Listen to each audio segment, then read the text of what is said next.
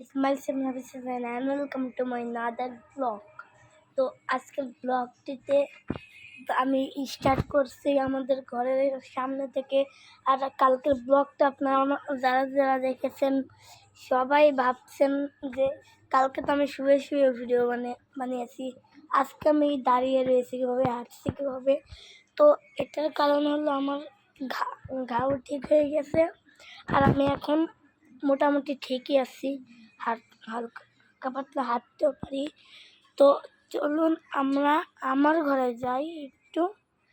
আমাদের ওই ঘরের পাশে আমার ঘর। আমার ঘরে অন্ধকার, কারণ আমার লাইট জ্বলে ফ্যানটা অফ করে নিই, কারণ কালকে রাতে অনেক জোরে বৃষ্টি হয়েছিল, তার জন্য অনেক ঠান্ডা আজ অনেক ঠান্ডা।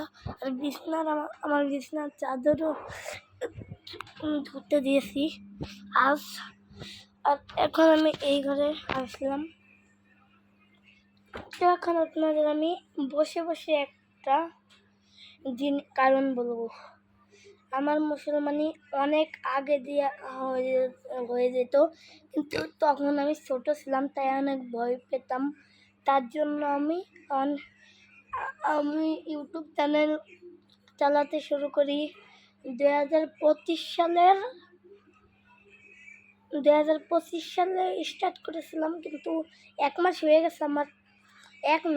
5 মাস হয়ে গিয়েছে, 1.5 মাস হয়েছে, 5 মাস না, 1.5 মাস কমপ্লিট হয়ে গেছে আমি ইউটিউব চ্যানেল চালাই।